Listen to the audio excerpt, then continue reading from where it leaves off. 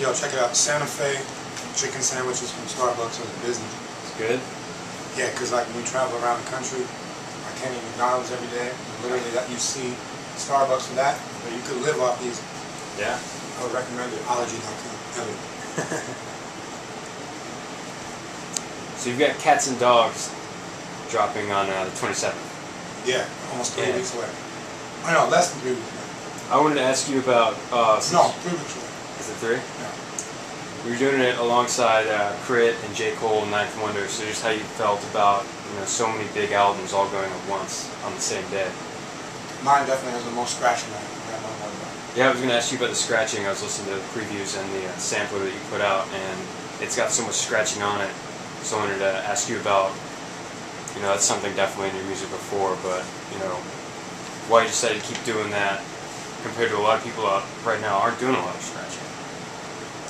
I'm not doing it for like charity or like, look at the noble cause, Yeah. Love, came up on Gangsta. To me, like, when a raw beat comes on, and Scratch is digging in, it's like, it's the same reason Timberland does this shit with his mouth when he does all those beats. Yeah. It's hip-hop. You can't fuck with it. So, there's nothing wrong with new architecture and all these glass buildings and all this shit, but there's something to be said for one of those other ones that have been standing for fucking however long, the Empire State Building or some shit. To me, cutting is just the blueprint of that. You can't go wrong. You can go wrong when you have wax scratching or doing it like on a pop song and to like get props or some shit. You know what I'm saying? Yeah. But to me, that's just the basis of it. Yeah. And I got Babu and Revolution and DJ Flash and all these people around me. It'd be a shame not to use them. Yeah, I wanted to ask you about the amount of features that you have, because you have Raekwon and Rock Marciano and Prodigy and Aesop and Slug and Alchemist, and you're really tight with Primo and Babu and all these people. So what made you want to bring so many people on to your new project? Dr. Dre, Gang Premier. On paper, it looked like that, but when you listen to it, there's a lot of solo songs, and then there's a lot of songs with a lot of people. Yeah. So, you know what I mean? I can knock out Razzcast and Raekwon, that's one song, or Slug and A$AP Rock is another. So it's not like I just can't finish a song and gotta throw a guy on the third verse of each one. It's more like listening to The Chronic 2001 or listening to Moment of Truth. Like the way they put the guests was like, one, it made you appreciate Guru more. Just deviate from his voice for a minute, bring another voice in, come back to him. It's like, to me, a good producer knows when it's enough. Mm-hmm. And I have a monotone flow, and there's more charismatic MCs than me, but I have a message and I love what I do. But it's nice to sprinkle these fucking great people around me. And then the benefit to me is, like on Red Carpet, I got Premier told me last night, yo, you killed that shit. I got Raekwon and Razzcast on it. So the fact that I'm not the weak link is saying everything. I didn't put these people on my album to like hold me up. It's more like give it continuity and also show that I'm improving and being able to hang with Razzcast. That's not, you can say anything you want, but try rapping with him. You know what I'm saying? It's like, this shit ain't easy. Do you find that drives you a lot? Yeah. Coming along with people like that? Well, Alchemist is my main inspiration. You know what I'm saying? Being at his place every day, listening to Rock Marciano, Prodigy, I had to get them on the record. And, Planet Asia and Fashion, Blue, and all these people around were like forcing me. Even Rock and dropping Crown of Thorns his last song, they're forcing me to rock my shit because the level is high. And the dope thing to me is in the circle I run with, whether you're older or newer, there seems to be a mutual respect for everybody. It's not like Fashion, you gotta make him pay his dues. We're gonna treat him like shit, and we're the old OGs. It ain't like that. It's like you come out the booth and it's hot. It's not any question. Is there any reason you decided to do the sampler other than just a preview? Yeah, I just I didn't want leaks, and I felt like all right, my fans are gonna get it. The press has it, so the opportunity for it to leak is there. But then I'm on Rhymesayers, and I think I've maintained good relationships with my, not even fans, just peers or whatever, and journalists, and the label has done the same. So I think anyone right now can leak it if I fuck someone's girlfriend or some shit. Yeah. Fuck it. You know what I'm saying? But I don't think that's happening, so I put out the sampler like almost like thank you for not leaking the shit. Here's a little bit and just stay tight. You know what I mean? Yeah. That's all.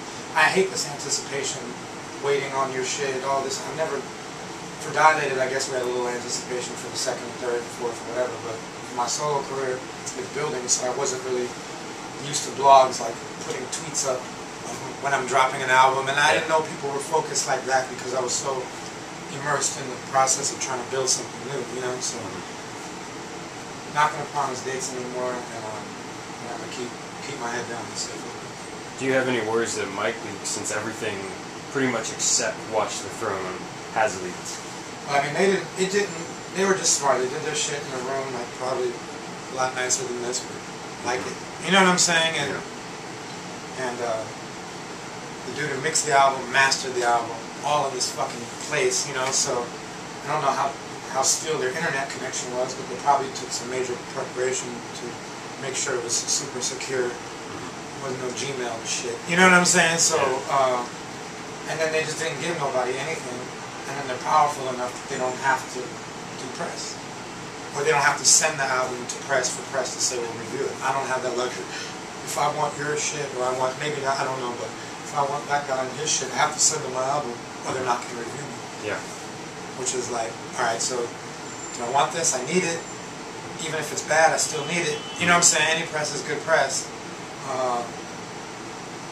But I don't want my shit to leak, so it's just, you gotta, six on a hand, half a dozen on the other, you gotta figure it out. Yeah.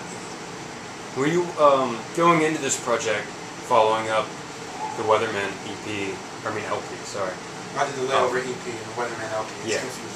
Yeah. Following that up, because it was such a, almost 5-star success across the boards when you look at the old reviews. Yeah. Going into the new project from the beginning, or even now, what are your thoughts about, living up to that? It's so funny you say that, because it's like, I was watching Rounders last night, me and Fashawn were watching it, Matt Damon says, all players can vaguely remember all their victories, but they can all remember the time they lost their chips, and I got a lot of accolades and all that shit, but like, okay players shit on the Weatherman. Yeah. And it's like, I can't remember XXL and all these great things that happen, I just keep remembering them talking shit. You know what I'm saying? It's like, as an artist, we get props all day on Twitter, yeah, cool, and then someone says, I don't like you, and freak the fuck out. You know what I'm saying? It's like, if you want to get an artist's attention, just do that. Hey, they'll read it. Yeah. I'm not trying to think about it, man, because it'll drive you crazy. Yeah, for sure. And I also thought about this. I'm a Stephen King fan, I'm a Steven Spielberg fan, I'm a Martin Scorsese fan, I'm a Stanley Kubrick fan. All of them, and I'm not putting myself on the level of any of them. George Lucas fan, no, just looking at the greats, they've all had mishaps. They've all had a couple years where they didn't do some shit. In the bigger discography of their life, it doesn't matter. Yeah. At the time, you had some few upset fans, but then they came back with something else and smashed. So if I don't nail this one, I'm going to nail the next one. If I didn't nail the last one, it's going to be this one. I can't please everybody, and I just feel like I just got to keep doing the best I can. Something I was personally interested in is production, because you do a lot of production, and then bringing on so many people. What's it like? I know you trust a lot of these people, without a doubt, but letting somebody else produce a track for you when you do handle so much production, and then also deciding, what you're going to let them produce, the whole process behind that, organizing it all and laying it out and saying, okay, I'm doing these guys are doing these. Thank God this isn't gray yet, because I've stressed out over that for fucking I don't know what. It's hard, but I came to the conclusion that because I make beats doesn't mean that they have to make it, especially when my peers are Premier and Alchemist and all these people, Babu and Sid Rome's. I can't just say because I made this beat that I'm sitting on their level. And when I make one that I do feel is on that level, it makes a cut. But I can't just be so ego-driven to think that just because I make beats that that's what my album is, so I get all the publishing. It's for the wrong reason at that point. And then not to mention, writing a whole album, it's not like Dilated where we split verses, Rocket comes with the chorus, and I think I do the mix, and it's teamwork. I have to write 3 verses, chorus. It's a lot of writing, so sometimes it's nice not to have to make the beat and write everything too, especially when not making the beat means you get an Alchemist beat. I mean, that's...